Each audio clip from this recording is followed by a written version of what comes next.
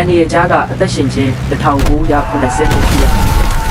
မထင်မှတ်ထားတဲ့မတော်တဆမှု1982ခုနှစ်အောက်တိုဘာလမှာဥရုဂွေးနိုင်ငံကရပ်ပြည်အားကစားအဖွဲ့တည်ဆောင်လာတဲ့လေယာဉ်ဟာချီလီနိုင်ငံကိုအသွားအင်္ဂလန်ဒီစ်တောင်တန်းပေါ်မှာပြစ်ချခဲ့ပါတယ်။လေယာဉ်ပေါ်ပါသူ45ဦးထဲကအများပြားဟာပွဲချင်းပြီးတည်ဆုံခဲ့ပေမဲ့တချို့ကတော့အသက်ရှင်ကျန်ရစ်ခဲ့ပါတယ်။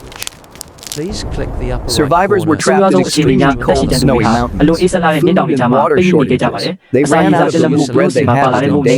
their daily. Survivors were trapped in extremely cold and snowy mountains. Food and water shortages. They ran out of the little bread they had as their daily. အသက်ရှင်ကျန်သူတွေဟာအလွန်ခက်ခဲတဲ့အဆုံးဖြတ်ချက်တစ်ခုကိုချခဲ့ရပါတယ်။ဘာကိရမှမပါဘဲအိယာမနှင်းတောင်ကြီးတွေကိုဆက်ရက်တိုင်တိုင်ဖျက်ကျော်ပြီးလူနေရက်ကွက်ကိုအရောက်သွားခဲ့ပါတယ်။နောက်ဆုံးမှာတော့ပိတ်မိနေသူစုစုပေါင်း19ဦးကိုအောင်မြင်စွာကယ်တင်